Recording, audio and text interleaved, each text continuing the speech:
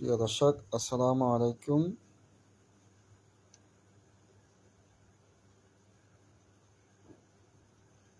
সবাই কেমন আছেন?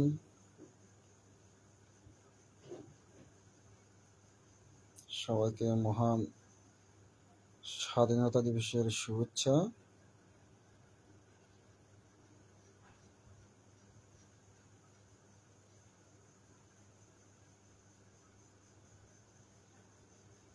আসলে আজকে আবারও এই অবেলায় লাইভে চলে আসলাম।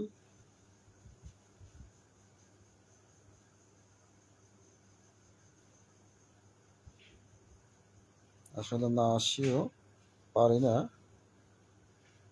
দেশে আজকে যেগুলো হচ্ছে মানে দেখতে পাচ্ছি, না আসি আর ধৈর্য ধারণ করা যাচ্ছে না। বিবেক নাড়া দিচ্ছে নাড়া।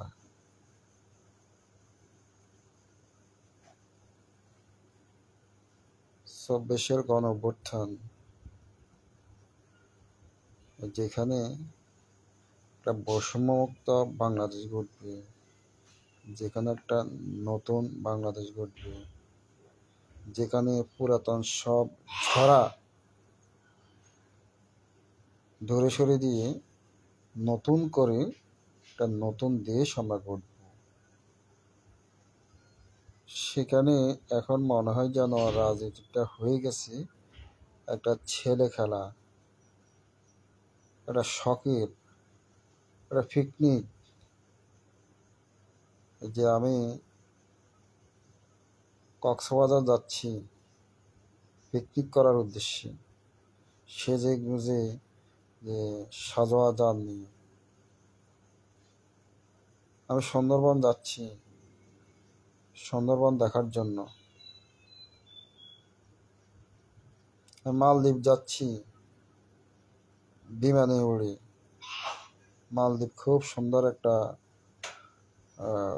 পর্যটন এলাকা, ওটা দেখার জন্য। এখন আমাদের দেশের রাজনীতিটা যেন ঠিক ওই রকম হয়ে গেছে।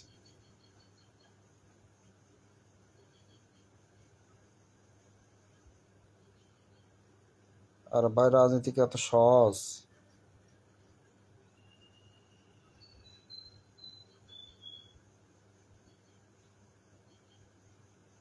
রাজনীতি এত সহজ না। যদি সহজ হতো তাহলে তো আর শেখ হাসিনার মতো লোককে আর দেশ ছেড়ে পালাতে হতো না, আর আমরাও তাকে পালানোর জন্য বাধ্য করার কোনো প্রয়োজন ছিল না।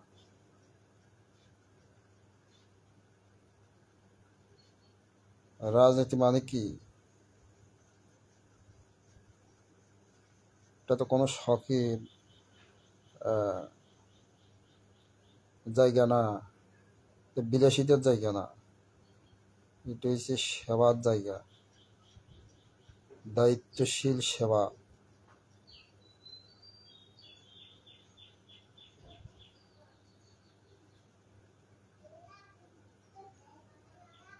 কিন্তু আজকে ২৪-এর গণ অভ্যুত্থান পরবর্তী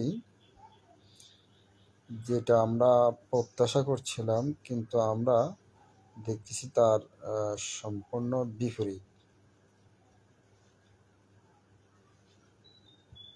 সম্পূর্ণ তার বিপরীত। তো এই যদি হয় আমাদের রাজনীতির অবস্থা, তাহলে তো শেখ হাসিনাকে আমাদের পরিবর্তন করার প্রয়োজন ছিল না।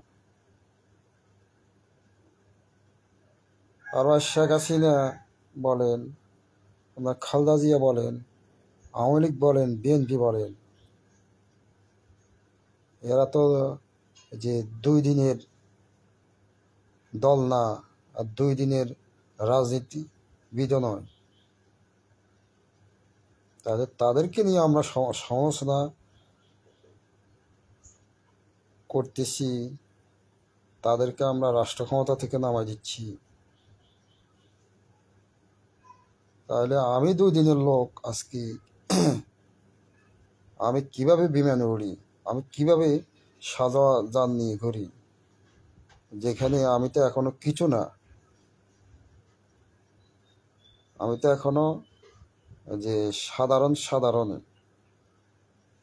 যে আমিও তো কালকে ঘোষণা দিতে পারি আমি একটা আহ, দল গঠন করতে চাই, এবং কয়েকজনকে নিয়ে আমি একটা দল গঠন করে ফেললাম। এটা তো অস্বাভাবিক কিছু নয়, অসম্ভবের কিছু নয়, করতে পারি। কিন্তু করাটা তো বড় কথা নয়। কিন্তু আমি যে করি, এরপরে যে বিমানে চড়বো, সাজোয়া গাড়িতে চড়বো, সে টাকা কোথায় পাবো আমি? আমার তো বাবার দিনে ওই টাকা নাই, আমার তো দাদার দিনে ওই টাকা নাই যে আমি বিমানে উঠবো, আমি সাজোয়া গাড়ি নিয়ে শোডাউন করবো।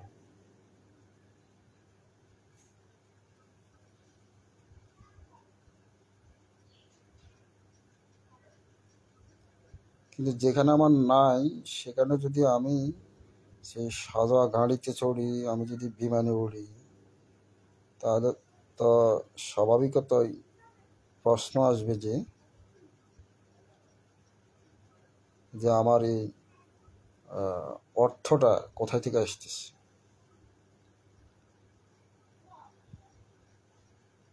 এবং প্রশ্ন এটাও জাগবে, যেটার জন্য আমরা যে অতীত সরকারকে পালাতে বাধ্য করেছি, তো সেখানে আমরা তো আমাদের নতুন যাদের থেকে আমরা পরিবর্তন আশা করছি, তাদের থেকে তো আমরা নতুন কিছু আমরা দেখতে পাচ্ছি না। তারা যে যদি কখনো ক্ষমতায় আসি, তারা যে আবার নতুন শেখ হাসিনা হয়ে উঠবেন না, সেটা তো অবাস্তব কিছু নয়, যেটা আমরা তো এখন দেখতেছি। যারা এখনো কিছু নয়, এখনো লার্ভা, রাজনীতির লার্ভা, তারা তারা ধরাকে সরাগার মনে করে। তারা দেশের সাধারণ যে স্বার্থ সংশ্লিষ্ট যে উল্লেখযোগ্য কি করেছে, তারা তরুণ প্রজন্মের জন্য কি করেছে, তারা বেকার যে বাংলাদেশে বৃহৎ সংখ্যক বেকার আছে, তাদের জন্য কি করেছে?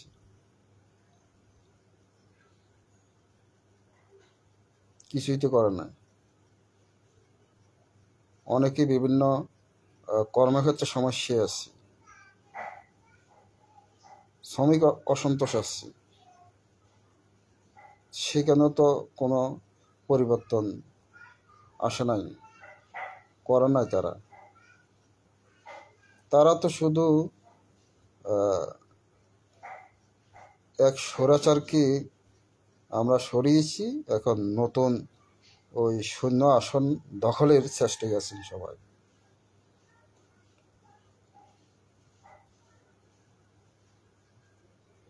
তারা কতটা এই জাতিকে আমরা বোকা ভাবলে যে এই কাজগুলো আমরা করতে পারি। দেশে কি রাজনীতিবিদের অভাব আছে? দেশে কি রাজনৈতিক দলের অভাব আছে? তবুও ভালো কথা, স্বাধীন দেশ, গণতান্ত্রিক দেশ,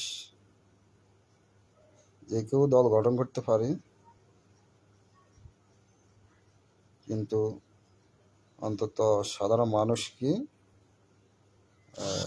সম্মান করে কথা বলা উচিত আমাদের,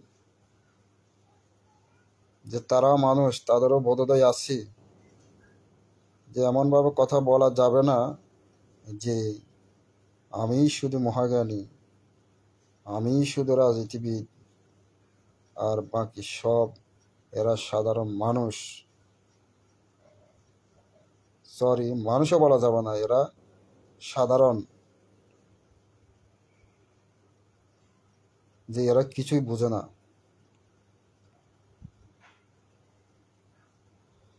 এই ধরনের ভাবা যাবে না। দেশের মানুষ এখন খুবই সচেতন, বেশি বুঝতে গেলে কিন্তু সমস্যা আছে, যেটা ইতিমধ্যে আমরা দেখতে পাচ্ছি। আমরা চাই না এই ধরনের কোনো পরিস্থিতি সামনের দিকে আরো পুনরাবৃত্তি হোক। আমরা চাই এই দেশে একটি সুন্দর গণতান্ত্রিক পন্থায় নির্বাচনের মধ্য দিয়ে একটি গণতান্ত্রিক সরকার ক্ষমতায় আসুক। আমরা এটুকু প্রত্যাশা করি। আরেকটা বিষয়, আজকে একটি উচ্চবিদেশী রাজনৈতিক দলের একজন মহাজ্ঞানী, মানে তারা যেটা বোঝে আর কেউ সেটা বোঝে না। ২৪ আর ৭১ নাকি এক।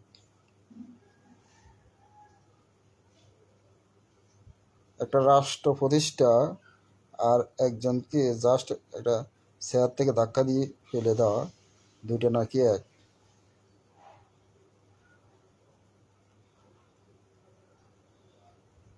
যে যারা ২৪কে নাকি স্বীকার করে না অথবা ৭১ এর সাথে সমান মর্যাদা নিতে পারে না, তারা নাকি ২৪ বিরোধী, জুলাই আন্দোলন বিরোধী।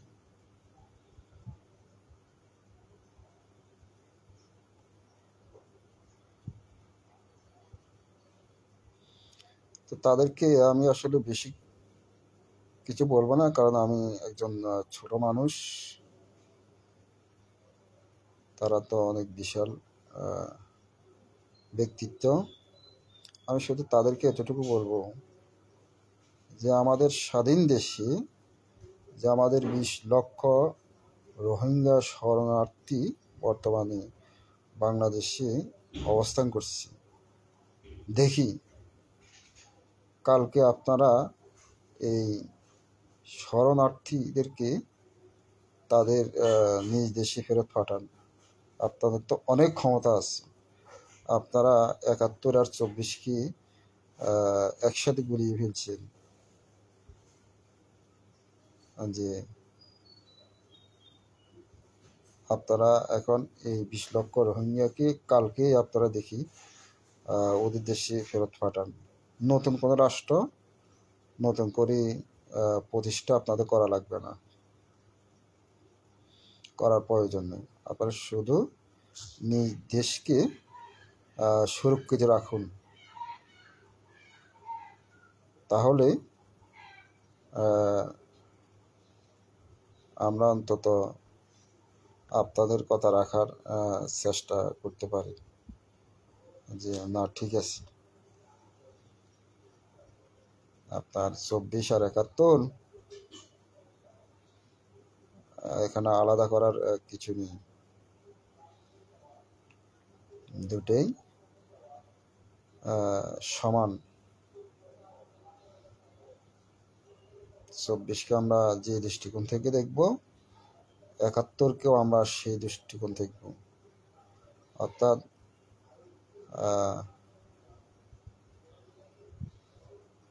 বাপ দাদা সব মানে একসাথ করে ফেলবো আর কি, যেখানে কোনো পার্থক্য থাকবে না।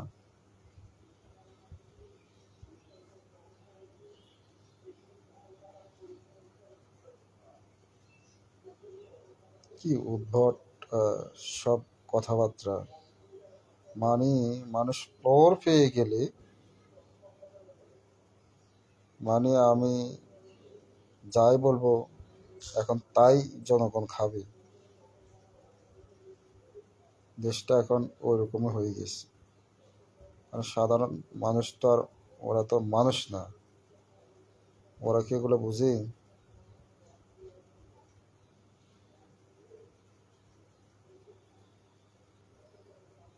আসলে তাদের এখানে উদ্দেশ্য একটাই, আমাদের সমাজে কিছু লোক আছে যারা নিজেদের বৃহৎ অপরাধকে ঢাকা দেওয়ার উদ্দেশ্যে, অর্থাৎ তার বিবৃতি একটা কিছু ঘটায়, যেন এর মধ্য দিয়ে তার আসলটা ঢেকে যায়। ওটা নিয়ে যেন আর কেউ প্রশ্নবিদ্ধ না করতে পারে তাদেরকে।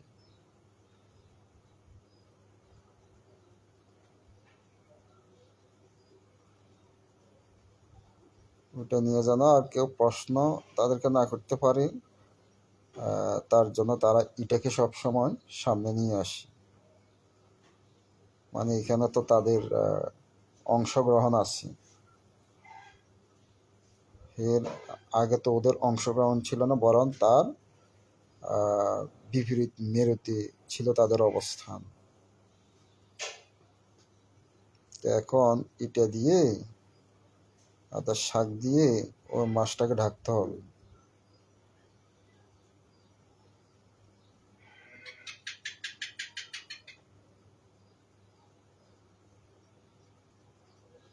এখন আমরাই এদেশের মুক্তিযোদ্ধা, আমরাই এদেশের বঙ্গবন্ধু, আমরাই এদেশের যে জিয়া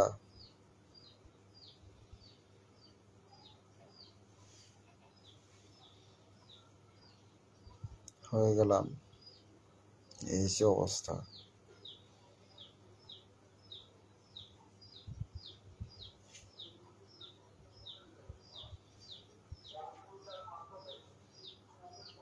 আসলে জানি না এদের শুভবুদ্ধির উদয় কবে হবে, যে এরা যে সাধারণ মানুষকে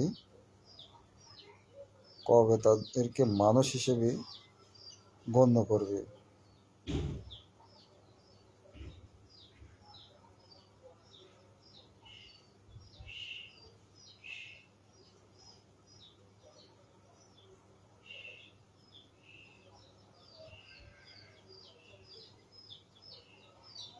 কোথায় ৭১, কোথায় ২৪?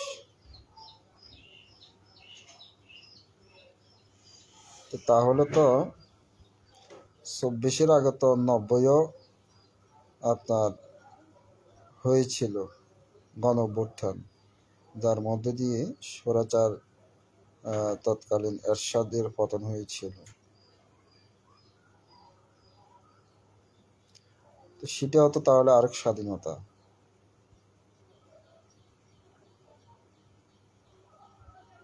সামনে যে আবার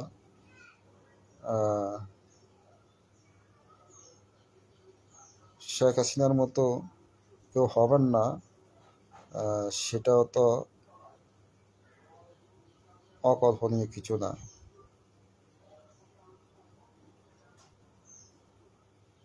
তো তখন আরেকটা স্বাধীনতা হবে।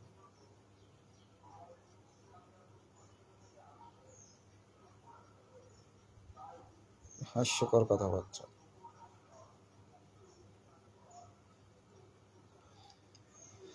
২৪ আর ৭১।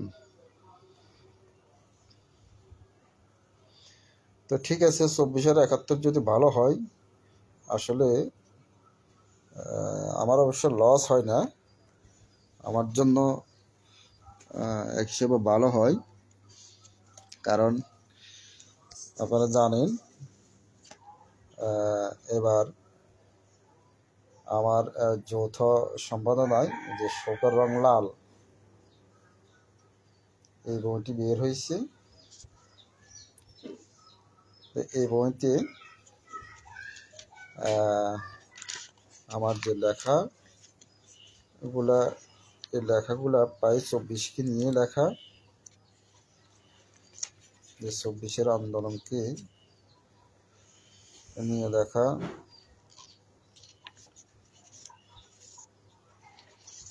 24-এর আন্দোলনকারীদেরকে অনুপ্রেরণামূলক লেখা সব,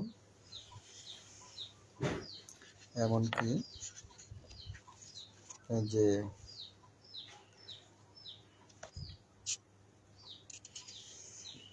আমার আক্ষেপ না সরি দেখতেছি,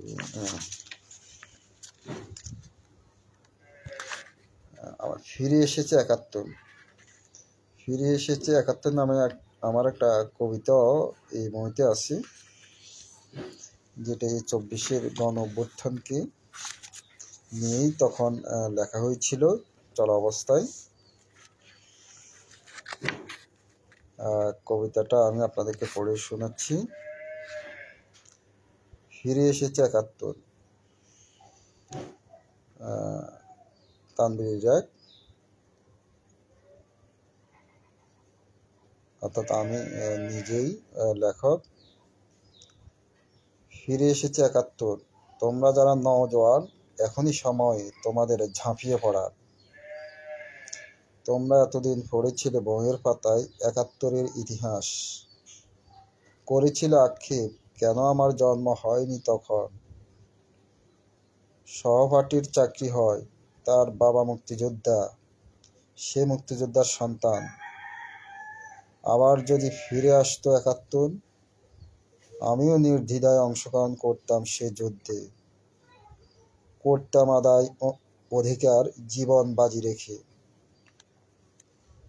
আমি হতাম তখন বীর মুক্তিযোদ্ধা, আমার সন্তান হতো বীর মুক্তিযোদ্ধার সন্তান। বুক ফুলিয়ে বলতাম আমি বীর মুক্তিযোদ্ধা। আমার সন্তান সন্ততিও বলতো আমার বাবা বীর মুক্তিযোদ্ধা, আমি বীর মুক্তিযোদ্ধার সন্তান। সমাজ আমাকে সম্মান করত জাতির শ্রেষ্ঠ সন্তান হিসেবে। প্রশাসন দিত সেলুট, পেতাম মাসিক সম্মানী ভাতা, ওটাই হতো চাকরি, থাকতো না কোনো অভাব, শির উঁচু করে চলতাম সর্বক্ষেত্রে।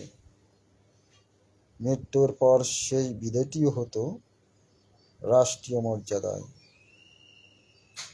আজ ফিরে এসেছে সে 71, তুমিও পারো আজ সেই ইতিহাসের সাক্ষী হতে। প্রিয় দর্শক, শুনছিলেন আমার ফিরে এসেছে 71 কবিতা,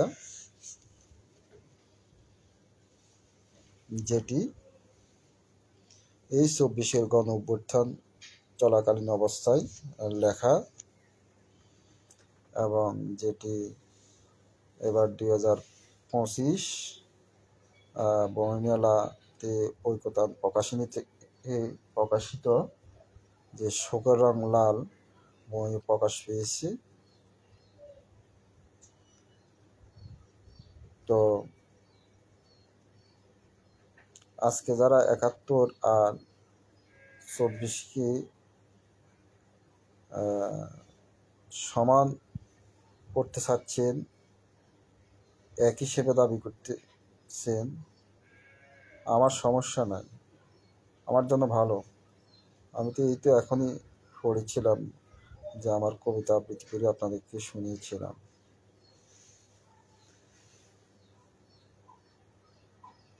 তো তাহলে সেই হিসাবে আমিও এখন মুক্তিযোদ্ধা। আমার জন্য আপনারা কি করছেন বা কি করবেন জানাবেন, কারণ আমি তো তখন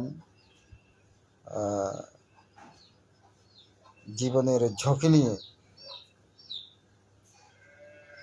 আমি এই লেখাগুলো তখন লিখেছিলাম এবং সোশ্যাল মিডিয়ায় আমি প্রকাশ দিয়েছিলাম, যেখানে আজকের যারা নিজেদেরকে অনেক ভিড় ভাবতেছে।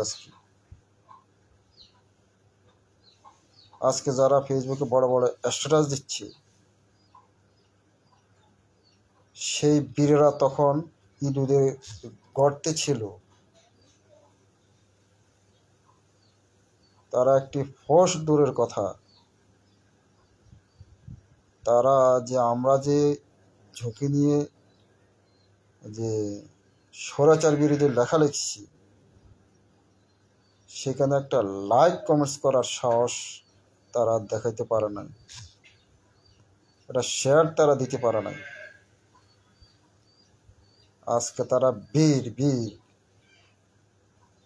আজকে তারা সোশ্যাল মিডিয়ায় এমন ফোর্স দেয়, মানে মাথা গরম হয়ে যায়।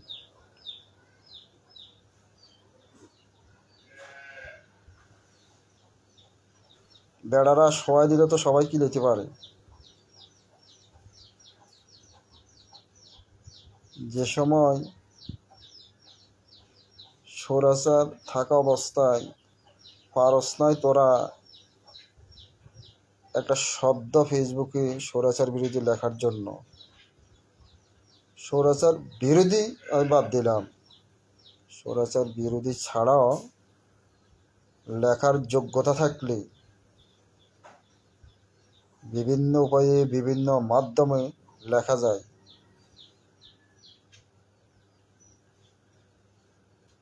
কিন্তু জানি না আসলে তাদের কি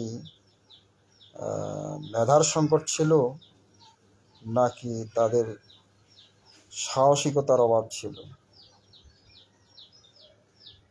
আমি তো জানি আজকে অনেকে নিজেদেরকে অনেক খুব মেধাবী হিসেবে দাবি করতেছে। তো যদি প্রকৃতপক্ষে তারা যদি মেধাবী হয়ে থাকে, তাহলে নিশ্চিত তারা ভীত। আর যদি বলে তারা ভীত নয়, তারা বীর, তাহলে নিশ্চয়ই তারা মেধাহীন।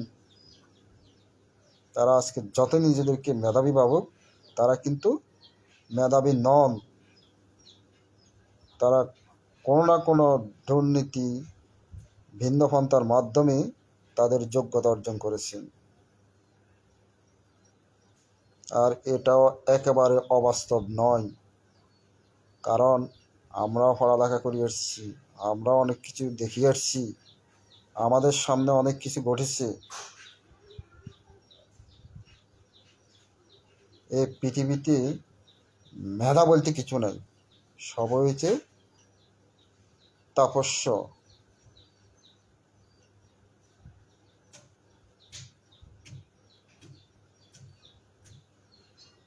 আওয়ামী সরকার আমলে ধর্মমন্ত্রী একটা কথা বলছেন আজারিকে নিয়ে, যে জামাতের প্রোডাক্ট, তাকে আমরা খুব হাস্যরস্য করছি। আসলে কথা কি একেবারে অবাস্তব।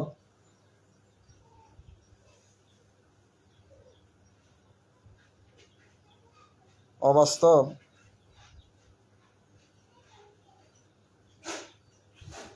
এদেশে কি আর কোনো নাই, মেধাবী স্টুডেন্ট নাই?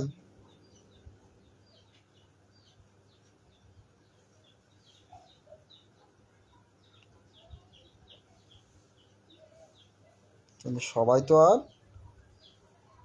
ওই সুযোগ লাভ করতে পারেন না।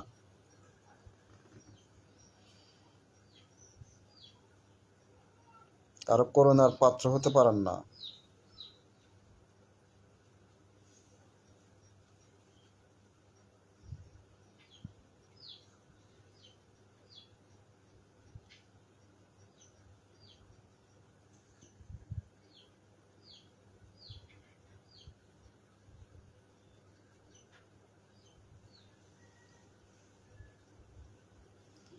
প্রিয় দর্শক, আসলে আপনাদের অনেককে আমি দেখতে পাচ্ছি আজকে, অন্য সময় আসলে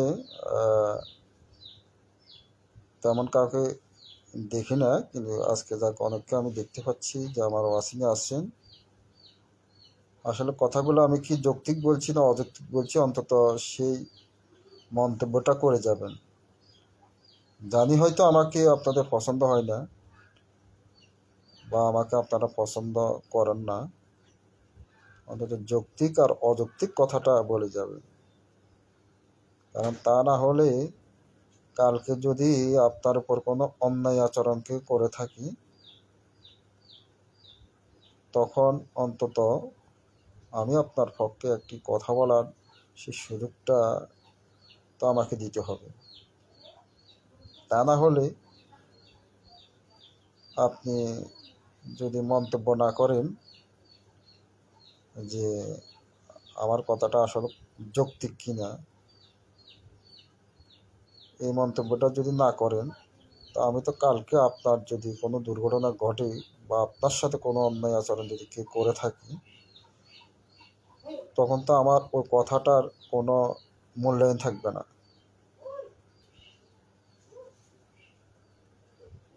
কারণ আপনি অন্যায় করেন নাই, কিন্তু আপনি যে কোনো ইয়েতে অপরাধী হয়ে গেছেন, কিন্তু আমি যে আপনার পক্ষে কথা বলবো, তখন তো ওটা মানুষের কাছে গুরুত্ব পাবে না। অন্তত আপনি আপনার নিজের জন্য হলো যে যে আমি যে কথাগুলো বলছি, কথাগুলো কতটা যৌক্তিক। আমি কোনো দল বুঝি না, আমি বুঝি যে যেটা আমার সামনে দৃশ্যমান আমি সেটাই বুঝি।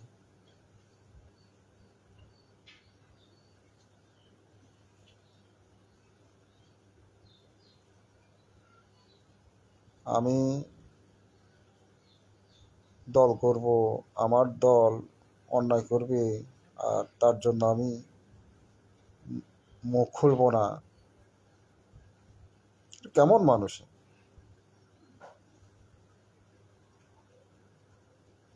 আমার দলের লোক বলাৎকার করবে, তার জন্য এটা বলা যাবে না, এটা ধামাচাপা দিতে হবে। আর না হলে আমাদেরও ব্যক্তিত্ব থাকবে না। এটা কেমন দল?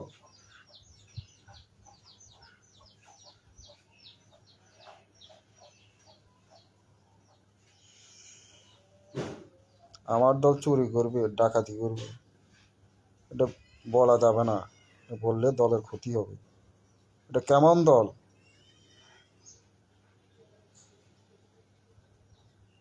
আমার দল মানুষের জমি দখল করবে, এটা কেমন দল? বলা যাবে না। আমার দল বনের গাছ কাটবে, সবুজ বৃক্ষ ধ্বংস করবে, পরিবেশ ধ্বংস করবে, এটা বলা যাবে না, দলের বদনাম হবে, এটা চাপিয়ে যেতে হবে। আমার দল নদী দখল করতেছে, খাল দখল করতেছে, পরিবেশ ক্ষতি করতেছে, কিন্তু এটা বলা যাবে না, দলের ক্ষতি হবে বা মূর্তির ক্ষতি হবে। কেমন দল?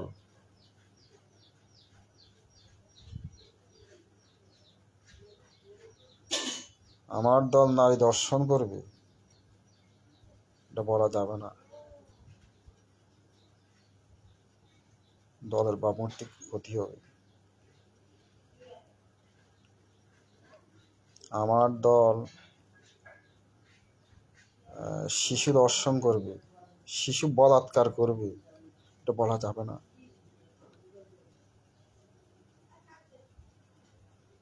এটা বললে মানুষের কাছে আমাদের মুখোশ উন্মোচিত হয়ে যাবে, মানুষ আমাদেরকে আর গুরুত্ব দিবে না, মানুষ আমাদেরকে সম্মান করবে না।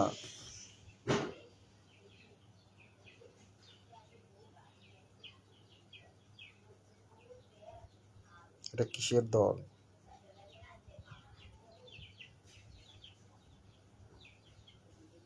আমার কাছে যেটা দৃশ্যনীয় সেটাই দল। পিছনের যেটা অদৃশ্য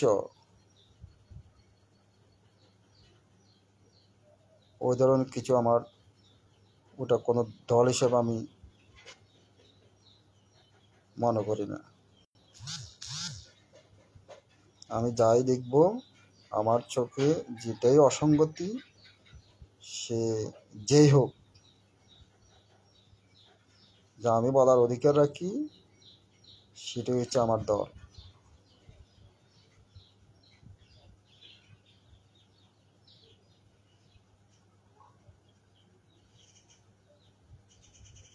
আপনারা জানেন বাংলাদেশে একটা ছোট্ট একটা দল আছে, গণসংহতি আন্দোলন। অনেকে তাদেরকে বাম হিসেবে আখ্যায়িত করেন। আসলে বামটা কি?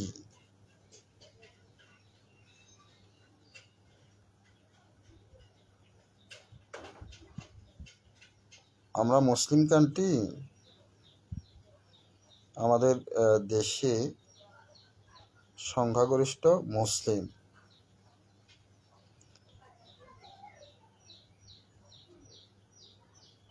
তো স্বাভাবিকতই আমাদের বিভিন্ন দলগুলো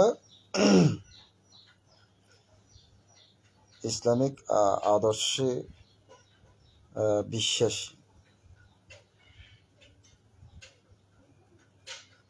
এখন যারা বাম তারা কি ইসলামী আদর্শে বিশ্বাসী নন?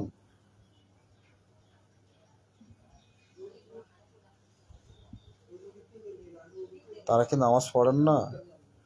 তারা কি কোরআন পড়েন না? তারা কি কোরআন বিশ্বাস করেন না? তারা কি পরকাল বিশ্বাস করেন না?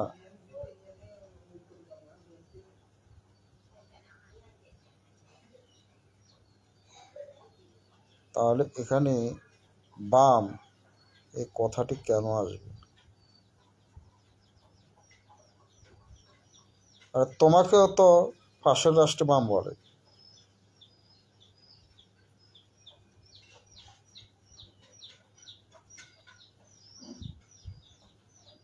যেখানে মুসলিম সংখ্যালঘু সেখানেও তো তুমি বাম, সংখ্যাগরিষ্ঠ যারা তারা হচ্ছে ডান।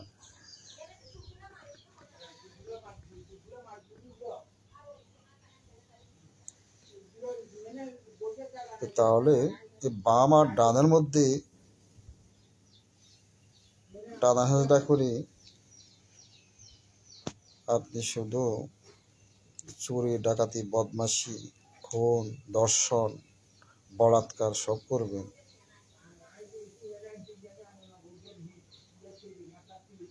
তো করেন, ভালো কথা। কিন্তু যাকে বা যাদেরকে আপনারা বাম হিসাবে আখ্যায়িত করতেছেন তাদের দুই একটা দেখা দেন,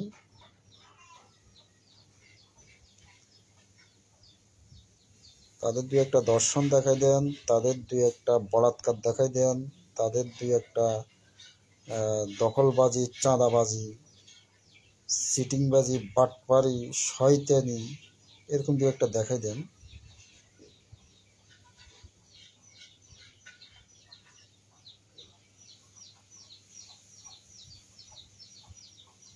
পারবেন না তো।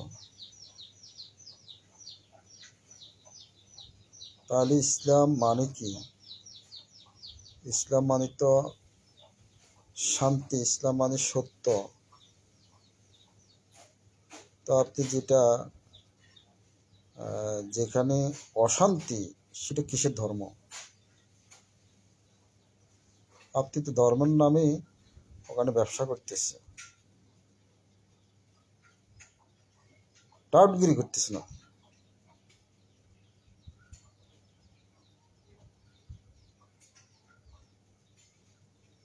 আপনি তো সাধারণ মানুষকে বোকা বানাচ্ছেন।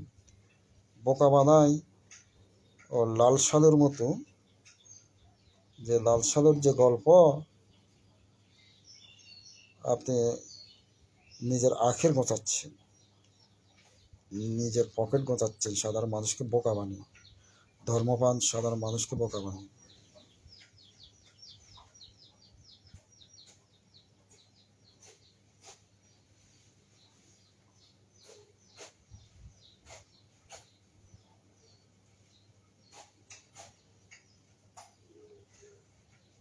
এই লাল সাদা মুক্ত বাংলাদেশ যতক্ষণ হবে না ততক্ষণ পর্যন্ত এই শেখ হাসিনা নয়, এরকম আরো বহু শেখ হাসিনা এই দেশ থেকে পলায়ন করলো, এই বাংলাদেশ পরিবর্তন হবে না, হবে না, হবে না। এটা আজকে আমি এই লাইভের মধ্য দিয়ে বলে গেলাম। প্রয়োজনে আমার এই লাইভ আপনারা ডকুমেন্ট হিসেবে রাখতে পারেন। সবাইকে ধন্যবাদ। কথা বেশি না বাড়িয়ে বিদায় নিচ্ছি। ভুল ত্রুটি হলে ক্ষমা করবেন। আসসালামু আলাইকুম। আল্লাহ হাফেজ।